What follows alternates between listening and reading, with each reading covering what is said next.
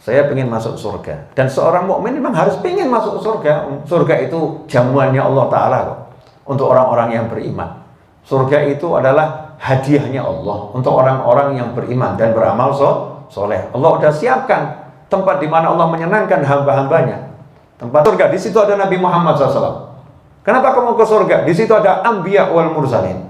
Kenapa kamu ke surga? Di situ ada orang-orang yang soleh dari zaman dahulu sampai akhir zaman. Kenapa kamu mau masuk surga? Karena di situ Allah akan menunjukkan kasih sayangnya yang luar biasa.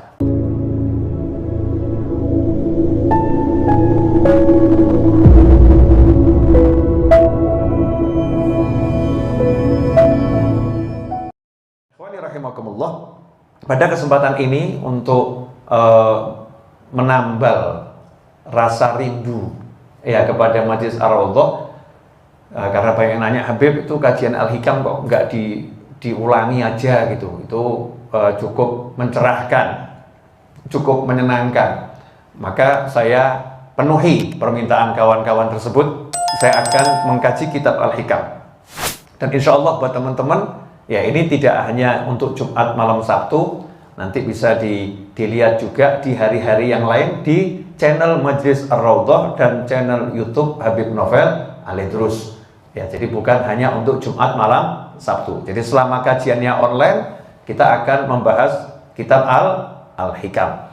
Ikhwani rahimakumullah, kitab Al-Hikam ini kan dikarang Syekh Ibn Athaillah Ahmad bin Muhammad Ibn Athaillah rahimahullah.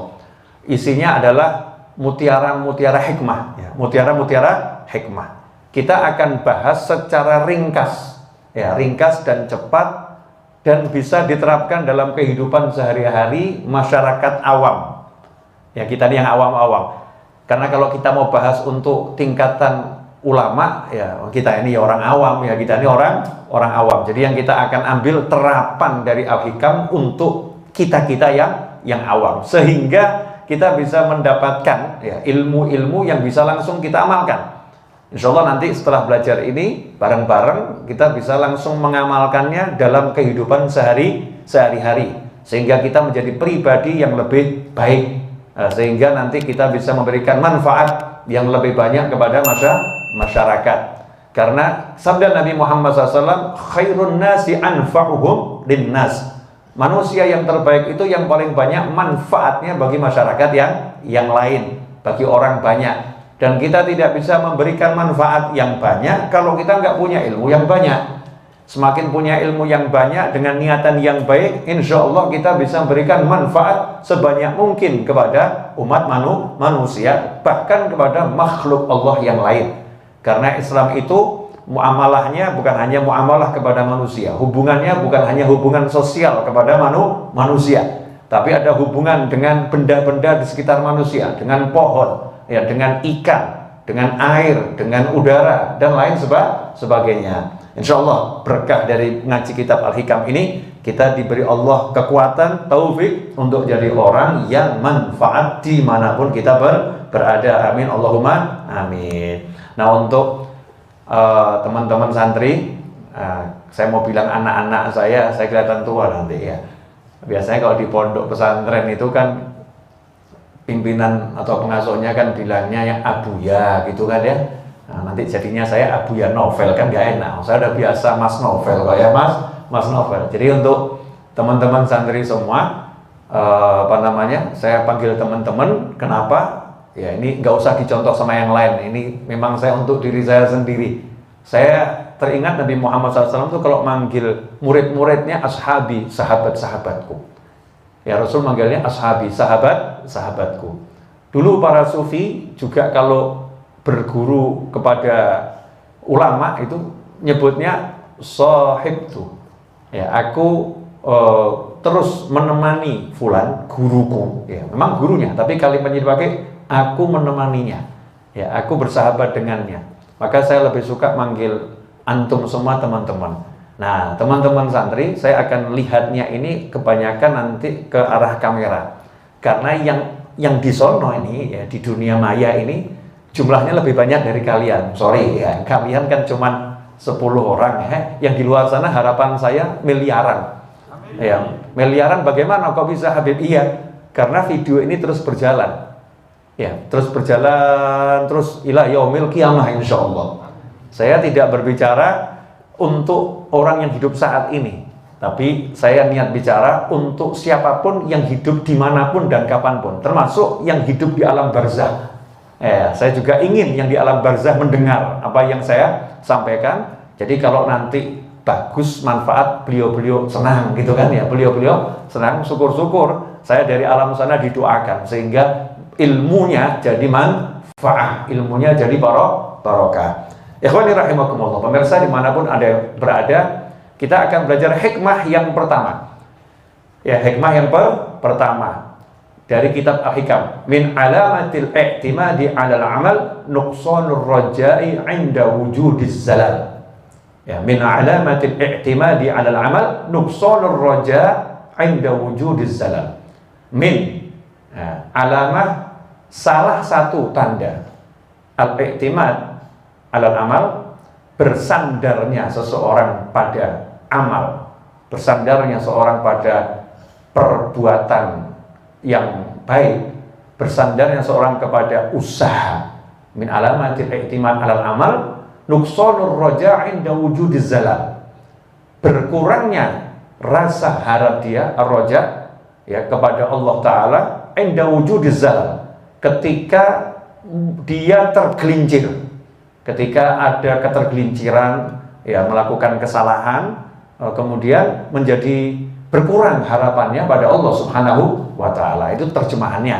Nah, sekarang kita akan bahas nomor satu, min alamat ya, min alamah, salah satu tanda. Berarti tandanya bukan cuma satu, jangan salah. Ciri orang yang bersandar pada amal itu bukan hanya satu, tapi ada banyak. Nah, di antaranya adalah dia memandang remeh orang lain yang tidak punya amal seperti dia. Jadi kalau dia misalnya ahli sholawat, kok lihat ada orang yang nggak ahli sholawat terus dia mengicingkan sebelah mata, meremehkan. Nah, ini berarti orang tadi bersandar pada amal. Itu salah satu di antaranya. Nah, tapi yang disorot oleh Ibn Athaillah adalah sesuatu yang sangat lembut, sesuatu yang nggak kasat mata, sesuatu yang nggak kelihatan. Nah, apa itu? Yaitu rasa harap kepada Allah Subhanahu wa Ta'ala itu hilang, ya berkurang, bahkan sampai hilang, jadi putus asa gara-gara dia berbuat kesalahan. Ya, gara-gara dia berbuat kesalahan. Insya Allah kita akan bahas, waktunya unlimited. Jadi yang mau ngopi siapkan kopinya. Ya, ini sudah disiapkan kopi buat saya. Yang mau ngeteh siapkan tehnya. Yang mau minum air putih siapkan air putihnya. Ini sebetulnya bukan air putih ya, air bening ya. Kalau air putih itu apa? Susu kali ya. Nah, ini air bening, tapi biasanya air bening ya sebutannya air apa itu? Mineral ya. Ikhwani rahimakumullah. Min alamatil i'timad. Salah satu tanda seorang bersandar pada amal. Ada banyak pelajaran dari kalimat ini. Ya, ada banyak pelajaran dari kalimat ini. Pelajaran yang pertama adalah orang itu harus beramal. Makanya disebutkan, tapi jangan bersandar gitu. Sama amal. Berarti orang harus beramal. Amal apa? Ya amal soleh. Amal soleh, bukan amal yang lain. Yang dimaksud di sini adalah amal soleh. Ya, hal-hal yang baik. Harus banyak amalnya. Karena itu kalau kita simak dalam wahyu-wahyu Allah Subhanahu wa Ta'ala, setelah kalimat iman pasti ada kata-kata amal soleh. Orang-orang yang beriman dan beramal soleh. Amal soleh itu adalah sesuatu yang harus dilakukan oleh seorang hamba untuk memenuhi kewajibannya dan hak Allah Subhanahu wa Ta'ala. Ibaratnya begini, dalam kehidupan ini ada yang namanya hakikat, ada yang namanya syariat. Ada yang namanya hakikat, ada yang namanya syariat. Pada hakikatnya, contoh nih ya, rezeki itu akan sampai kepadamu baik kamu itu usaha ataupun tidak usaha. Baik kamu usaha ataupun tidak usaha, rezeki akan sampai kepadamu. Itu hakikatnya. Hakikat itu tempatnya di mana? Di hati. Hakikat tempatnya di di hati. Tapi syariatnya, kalau kamu mau dapat rezeki, syariat mengatur aturannya. Aturannya apa? Pagi kamu bangun, pagi kamu sholat subuh, pagi kamu baca zikir, ya, pagi kamu jangan tidur. Kemudian kamu susun perencanaan, kamu bekerja, keluar, ya, cari nafkah. Kalau memang kerjanya di pasar, ya ke pasar. Kalau kerjanya di mall, ya ke mall. Kerjanya di kantor, ya ke kantor. Berangkat dengan semangat. Kemudian kalau saya nggak ngantor, saya nggak nge-mall, ya untuk siapapun yang mau di mall, mau di kantor, mau di pasar, ya kan kita bisa buat pekerjaan banyak.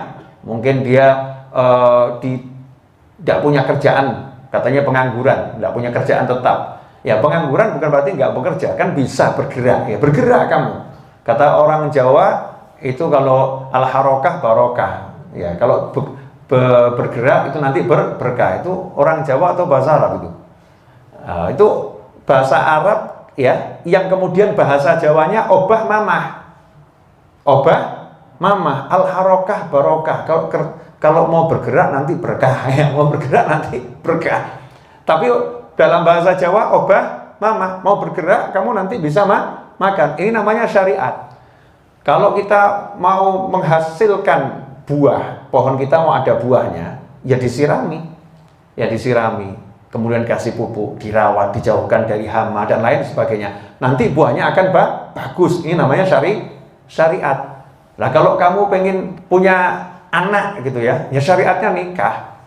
Enggak nikah kok pengen punya anak, itu Mas Suroto itu ya, pengen punya anak. Tapi kalau enggak nikah ya gimana Mas Suroto? Anak pungut bisa ya lain. Ini maksudnya anak biologis, betul-betul nasabnya nyambung gitu ya. Gimana caranya? Ya nikah. Ya, dengan nikah nanti anaknya itu anak yang halal, anak yang sah, anak yang betul-betul dalam proses sesuai syariat. Mau kenyang, syariatnya apa? Ya jangan lapar.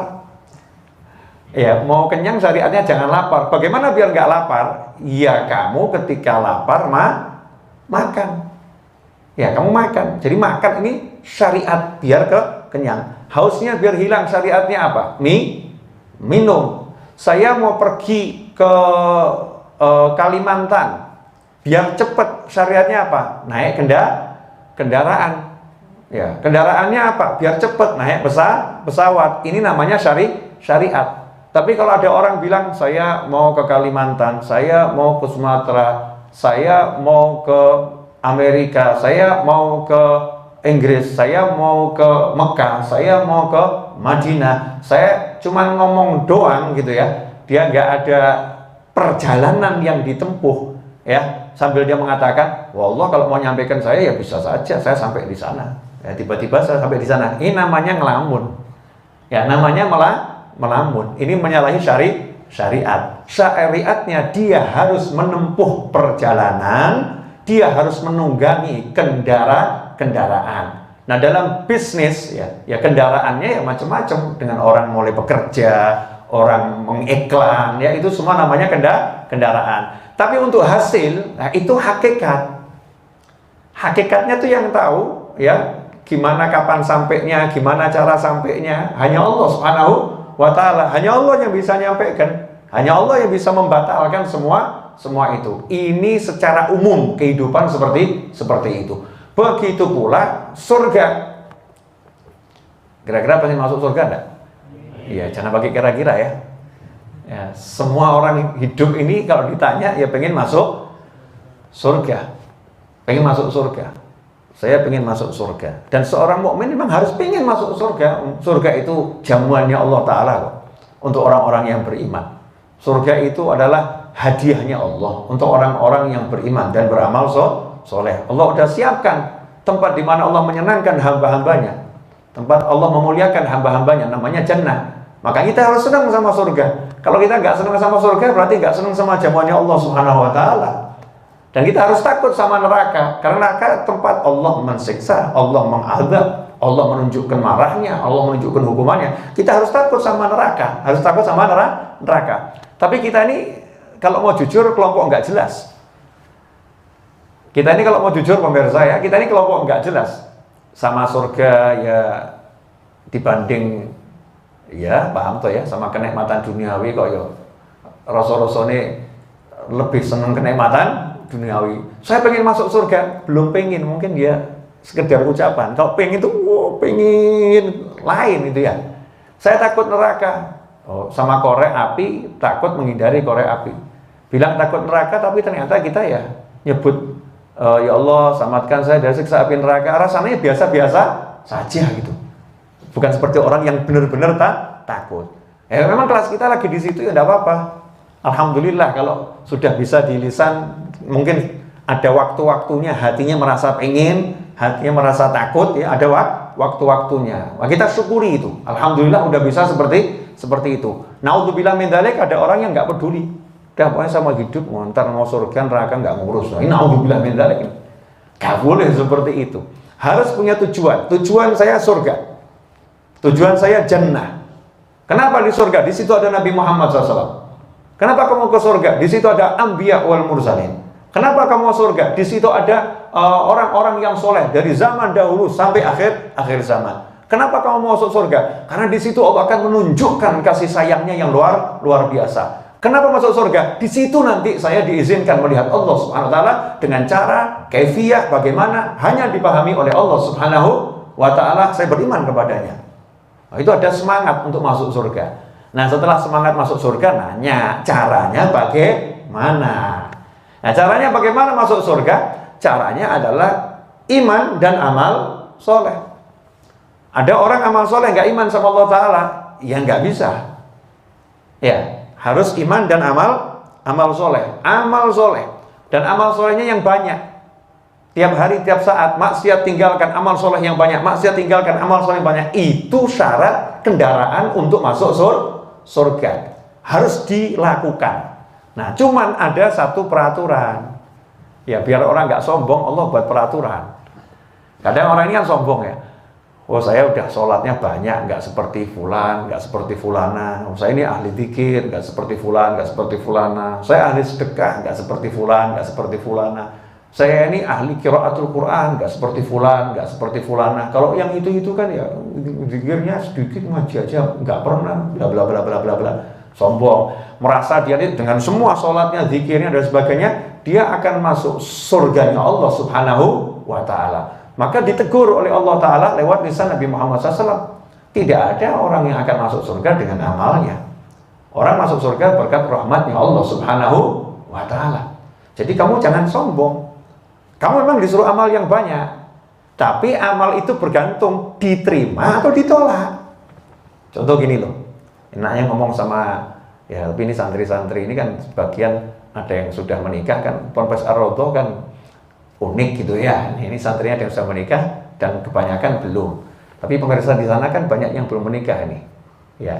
Atau mungkin ada yang sudah pernah menikah, pengen nikah lagi ya, pengen nikah lagi. Ini kalau dibuat contoh nih bab pernikahan ini mungkin masuk ya, kata masuk gitu ya, ini cocok ya, bisa diterima gitu.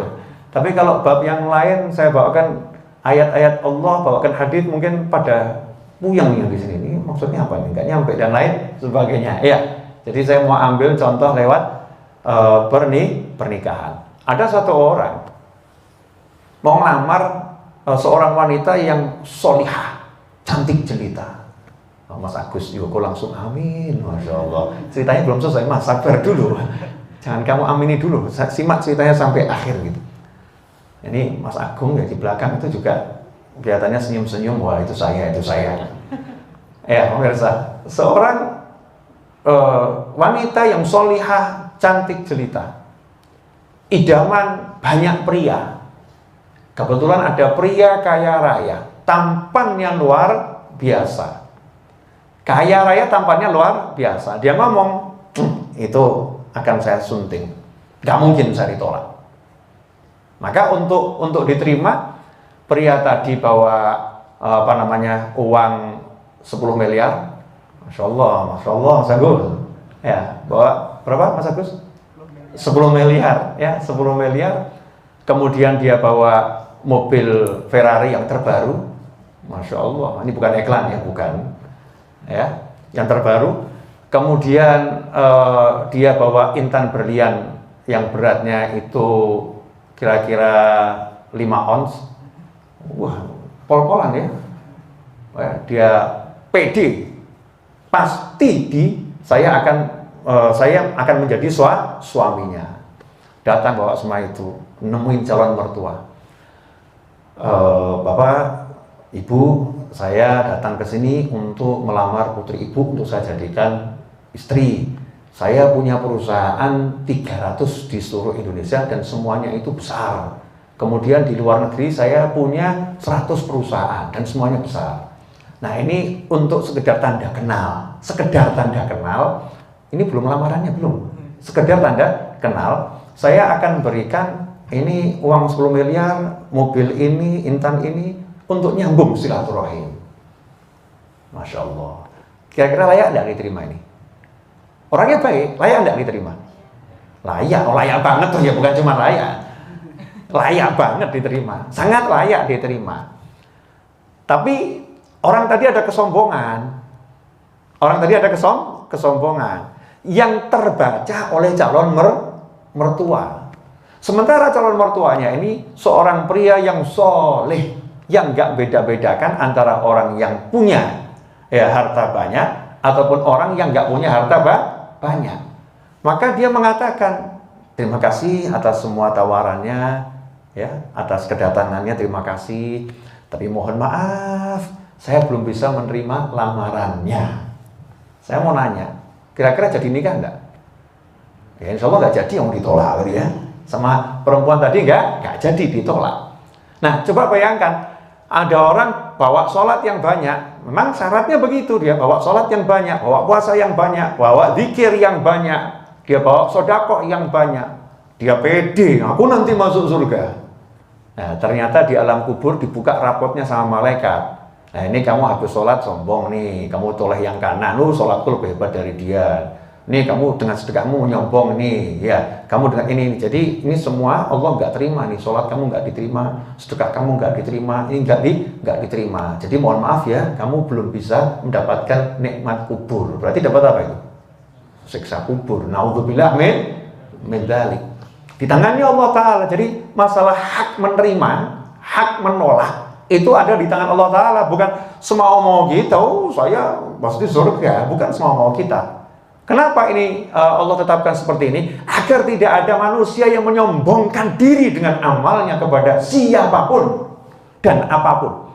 Bahkan sama binatang yang dipandang rendah itu pun nggak boleh menyombongkan diri. Kita masih ingat Sayyidina Uwais Al-Qarani radhiyallahu anhu, ketika beliau merawat ibunya sehingga tidak bisa bekerja karena harus selalu menjaga ibunya.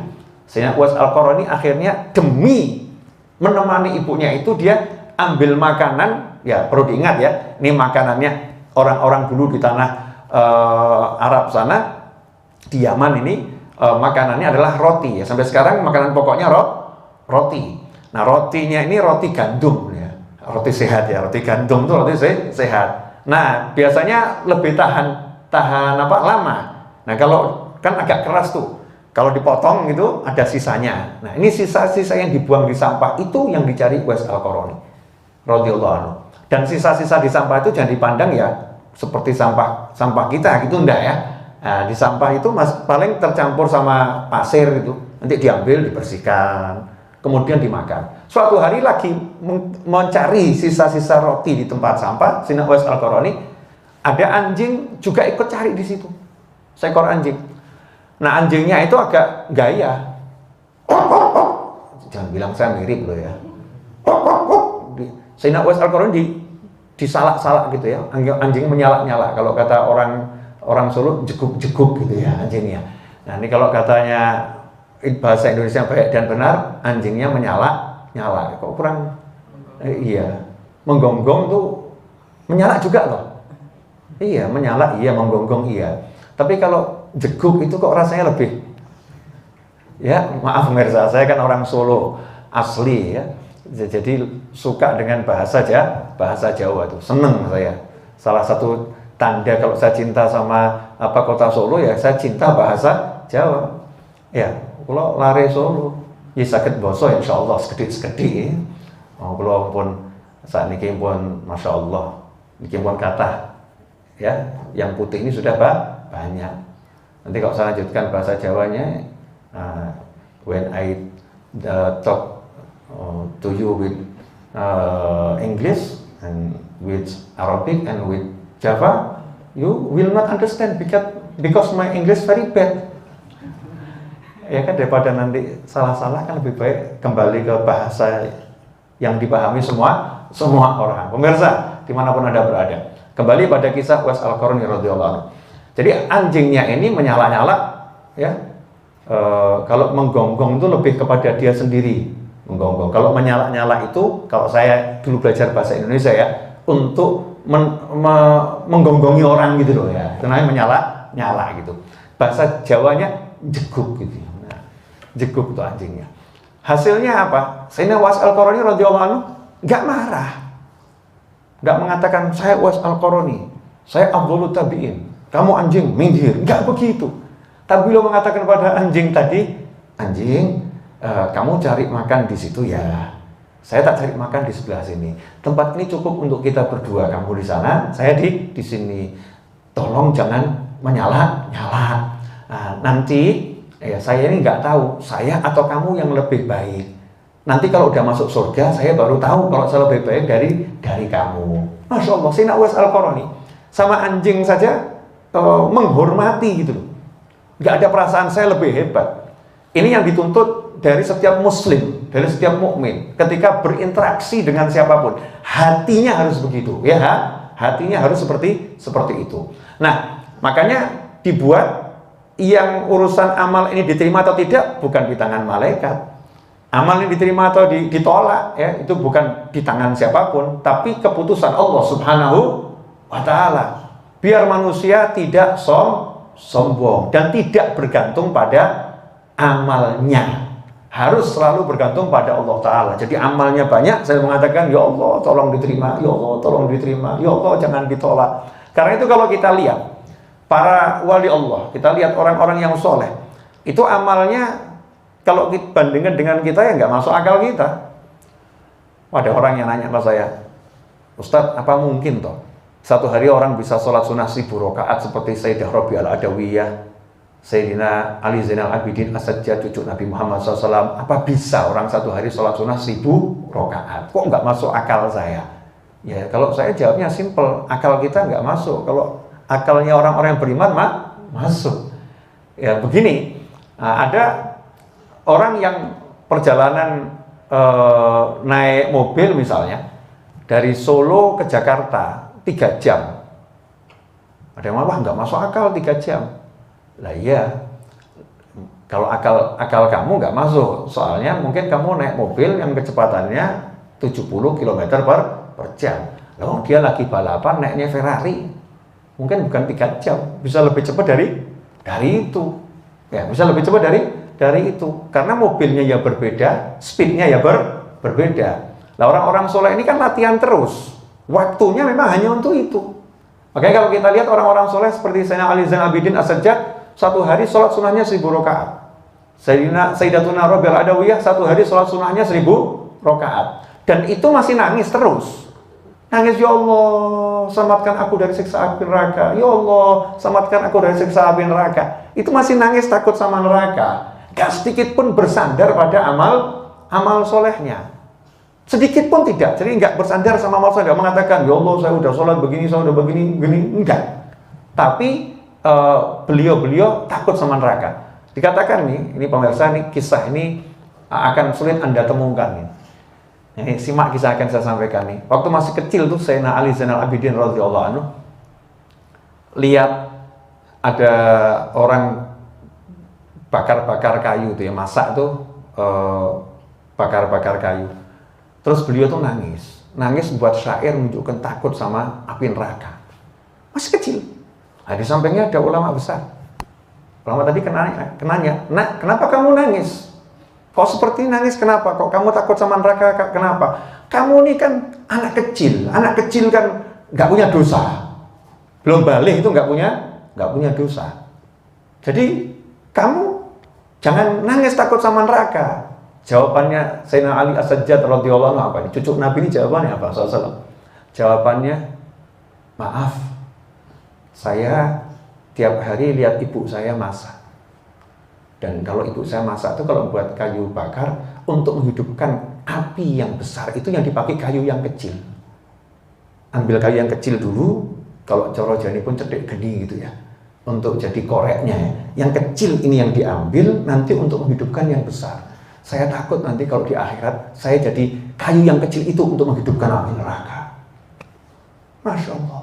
Nah, ini terus ibadahnya besar gitu ya. Karena takut sama neraka, pengen masuk surga, sandarnya sama Allah terus, bersandar sama Allah Subhanahu wa ta'ala. Nah inilah orang-orang yang benar. Jadi nggak bersandar sama amal solehnya, nggak bersandar sama amal solehnya, bersandarnya sama Allah ta'ala. Ini poin yang pertama.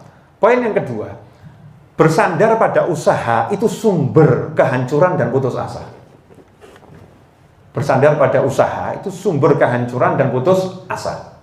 Berusaha itu harus maksimal mungkin, tapi bersandar, menggantungkan diri pada usaha tadi, mengandalkan usaha tadi, itu sumber kehancuran dan menyebabkan orang putus asa. Contoh, ya misalnya ada orang, dia punya target dalam 1 bulan, tokonya ini bisa menghasilkan penghasilan sebesar 500 juta misal. Akhirnya dia menyandarkan diri pada usahanya. Dia panggil pakar iklan, ya, kemudian desainer ruangan, kemudian dia pilih produk-produk yang bagus, pakar online, semua dia lakukan. Ternyata tokonya sepi, online nggak laku, offline-nya nggak laku. Akhir bulan bukan dapat 500 juta, untuk bayar karyawan saja dia nggak bisa. Akhirnya apa dia? Pegang tepuk jidat kata orangnya. Kemudian dia stres, gimana ini, kok seperti ini, putus asa. Udah kamu pasang iklan lagi, wah udah percuma, putus asa. Saya pasang iklan juga, hebat, ternyata nggak bisa begini, nggak bisa begini. Ini karena dia bersandar pada usahanya. Beda dengan orang yang bersandar pada Allah Ta'ala, dia akan usaha semaksimal mungkin. Ketika tampak tanda-tanda kegagalan, akhir bulan kok minus ya, akhir bulan kok minus, maka dia nggak peduli dengan minusnya. Justru dia akan semakin mengejar. Ini berarti doa saya kurang kenceng ini iklan saya kurang kenceng ini produk saya berarti kurang menarik, ini desainnya berarti kurang pas desainnya kurang bagus berarti harus saya perbaiki Dia akan cari kekurangannya, dia akan terus optimis.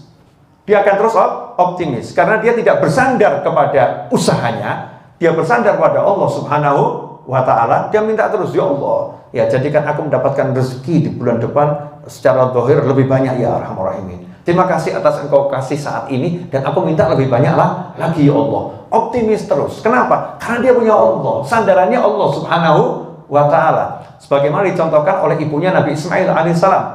Ibunya Nabi Ismail alaihissalam ketika beliau itu kehabisan air dan Nabi Ismail nangis, masih bayi nangis luar biasa ini ya, butuh minum, maka syariatnya ibunya Nabi Ismail cari air. Nggak syariatnya zahir kemudian cuman udah pasrahlah, nanti kalau mau dikasih air sama Allah ya dapat, kalau nggak dikasih nggak dapat, kan nggak begitu. Yang diceritakan bagaimana menjalankan syariat walaupun secara zahir tidak ada air, padang pasir nggak ada air dan nggak ada manusia, nggak ada yang akan nolong, tapi usahanya nggak berhenti. Kenapa nggak berhenti? Meskipun secara kasat mata nggak ada yang akan menolong, nggak ada yang akan memberi air, dan tidak ada air, nggak akan ada musafir lalu. Apa yang dilakukan? Yang dilakukan adalah cari tempat yang tinggi biar bisa lihat di kejauhan sana ada orang nggak kira-kira, yang secara ilmu saat itu tidak mungkin ada orang yang akan terlihat. Ke Bukit Sofa lari dilihat nggak ada, lari ke Marwah, Marwah dilihat nggak ada, balik ke Sofa, Sofa nggak ada, lari ke Marwah, nggak putus asa, selalu muncul harapan. Mudah-mudahan Allah akan munculkan orang di sana, mudah-mudahan Allah akan beri saya solusi di sana, mudah-mudahan Allah akan kasih saya, mudah-mudahan terus begitu. Karena bersandarnya pada Allah Ta'ala, akhirnya Allah kasih sesuatu yang nggak masuk akal. Apa itu? Rezekinya bukan dari manusia yang bawa air, tapi rezekinya langsung dari Allah Ta'ala. Allah munculkan air dari bawah dasar bumi, muncul secara jernih di kaki putranya, yaitu Nabi Ismail alaihissalam. Ini orang bersandar pada Allah Subhanahu wa ta'ala. Nah, orang yang bersandar pada Allah, baik dalam usaha bisnis, dalam kegiatan sehari-hari, dan dalam amal soleh, dia tidak akan menyombongkan diri, dia akan selalu optimis, dia akan selalu menjadi orang yang penuh semangat dalam menempuh kehidupan. Ikhwani rahimakumullah. Meskipun demikian, Orang-orang yang beramal ini, wah, maha sayangnya Allah, maha pemurahnya Allah, maha cintanya Allah pada hamba-hambanya. Meskipun hak menerima dan menolak itu di tangan Allah Ta'ala. Dan amal kita ini sebetulnya nggak ada artinya, ya nggak ada artinya. Tapi coba kita lihat dalam surat An-Nahl ayat 32. Ya, kalau coba kita lihat surat An-Nahl ayat 32, dikatakan di situ, alladzina tatawaffahumul malaikatu thayyibina yaquluna salamun alaikum udkhulul jannata bima kuntum ta'malun. Surat An-Nahl ayat 32. Orang-orang yang diwafatkan oleh malaikat. Jadi ada malaikat kan, malaikat Israil alaihissalam itu kan bertugas untuk mencabutnya nyawa. Malaikat Israil itu punya tim. Makanya disebut malaikah, bukan malak. Kalau malak satu, malaikah. Ya. Malaikat Israel punya tim pencabut nyawa, dan nanti insya Allah Anda akan ketemu. Ya, nanti Anda akan ketemu, tapi insya Allah ya setelah umurnya panjang semua, ya panjang umur, sehat walafiat, tapi pasti ya nanti akan ketemu dengan timnya malaikat Israel alaihissalam. Nah, kalau kita ini orang yang baik dalam pandangan Allah Taala, dengan kita buktikan selalu berbuat yang baik, apa kata Allah dalam Al-Quran? Alladzina tatawaffahumul malaikatu thayyibin. Orang-orang yang diwafatkan oleh malaikat thayyibin dalam keadaan baik, husnul khotimah, dalam keadaan baik. Malaikatnya berkata, yaquluna, malaikatnya berkata, salamun alaikum. Ada yang menafsirkan kalimat salamun alaikum itu ketika rohnya akan dicabut. Malaikat yang ngomong, selamat buat kamu ahlul jannah. Ya, tempatmu di surga, kamu akan bahagia. Salamun alaikum. Insya Allah kita semua dapat itu. Amin, Allahumma amin. Ya. Dan begitu pula keluarga kita, orang tua kita, pasangan hidup kita, anak keturunan kita, sahabat kita, teman-teman kita, orang yang berbuat baik kepada kita, orang yang dititipkan doanya kepada kita, insya Allah semuanya muslimin wal muslimat dapat yang seperti itu. Amin, Allahumma amin. Salamun alaikum, salamun alaikum, salamun alaikum, kata malaikat. Nah, kemudian kalimat yang kedua, udkhulul jannata bima kuntum ta'malun. Ya, malaikat nanti akan mengatakan atas perintah Allah Ta'ala ketika sudah berada di depan pintu surga, udkhulul jannata, masuklah kalian semua ke dalam surga, bima kuntum ta'malun, berkat apa yang pernah kalian amalkan di dunia. Jadi walaupun masuk surga itu Allah yang masukin, berkat rahmatnya Allah, atas persetujuannya Allah, atas pengabulan dari Allah Ta'ala, tapi Allah nggak pernah melupakan amalnya orang-orang yang baik. Dipuji sama Allah. Allah nggak mengatakan masuklah surga karena aku, enggak gitu. Allah nggak mengatakan masuklah surga karena izinku, enggak. Allah nggak mengatakan masuklah surga karena kemurahanku, enggak. Tapi Allah mengatakan udkhulul jannata, masuklah kalian semua ke dalam surga bima kuntum ta'malun, berkat kalian mau amal dulu di dunia. Sama Allah dipuji itu amalnya.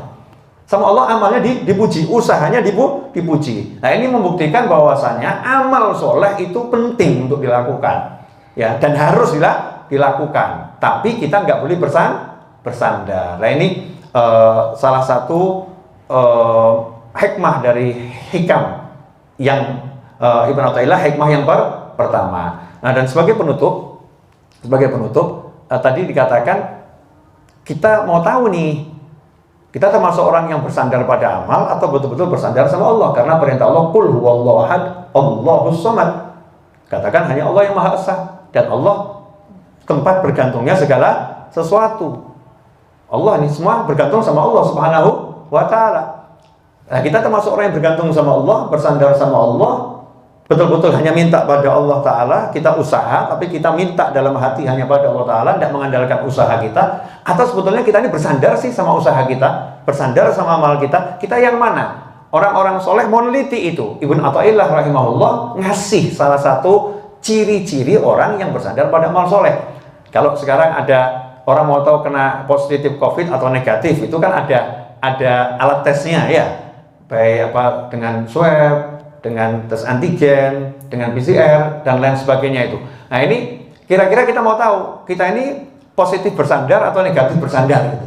Positif bersandar atau negatif bersandar. Cara ngukurnya adalah ketika kita terjerumus pada kesalahan, atau kalau dalam bisnis ini kita masuk dalam jurang kegagalan, itu kita menjadi pesimis, harapannya berkurang, atau semakin optimis.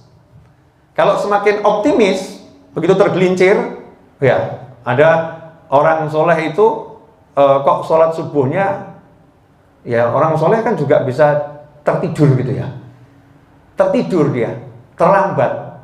Dia marah sama dirinya dan marah sama syaitan. Dia bersandar sama Allah Ta'ala, ya Allah, ya aku akan menghukum ini setan yang ganggu aku, akan menghukum diriku yang malas ini ya Allah. Saya akan baca sholawat 10.000 kali, saya akan istighfar 10.000 kali, saya akan sedekah 2 miliar ya Allah, gara-gara sholat subuh ini satu yang terlewatkan ya Allah.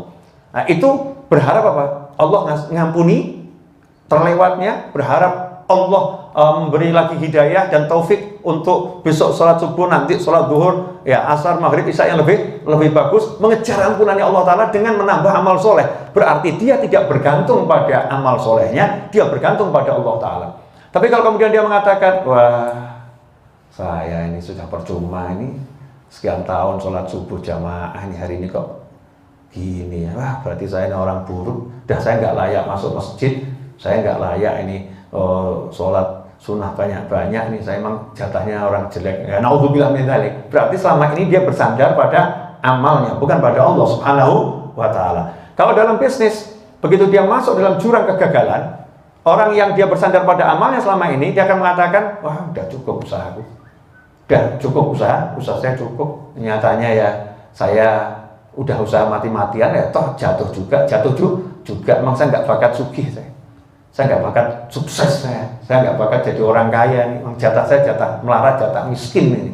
Nah ini namanya orang yang bersandar kepada usahanya, maka dia pesimis. Tapi orang yang bersandar pada Allah Subhanahu wa Ta'ala, orang yang bersandar kepada kemurahan Allah Ta'ala, orang yang bersandar pada rezekinya Allah Ta'ala, dia akan katakan ketika dia terjerumus pada jurang kegagalan, dia mengatakan, Allah akan bukakan pintu usaha lain buat saya, Allah akan beri saya rezeki dari pintu yang lain, saya akan terus mengejar ya karunia Allah Subhanahu wa Ta'ala. Gak kenal kata putus asa, dia semakin optimis dan optimis dan optimis dan optimis. Ikhwani rahimakumullah.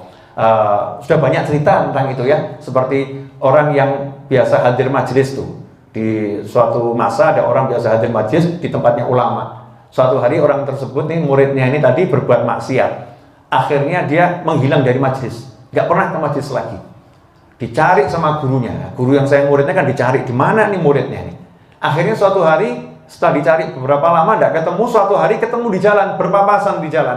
Muridnya lihat gurunya kaget, gurunya lihat muridnya seneng gitu ya. Sementara muridnya ketakutan. Muridnya membalikkan badan langsung lari, sama gurunya dikejar. Gurunya kan lebih jago lari. Ya, dikejar sama gurunya. Hasilnya apa? Ketemu gang buntu. Muridnya tidak berani oleh ke belakang, langsung wajahnya mepet ke tembok. Gurunya langsung menghampiri dengan santai dan dipegang pundaknya. Ditanya, nah kenapa kamu kok nggak hadir majelis lagi? Ini guru rindu sama kamu. Jawaban muridnya, saya telah berbuat maksiat, saya nggak layak hadir di majelis. Saya nggak layak ketemu guru. Saya ini murid durhaka, saya ini murid yang jelek.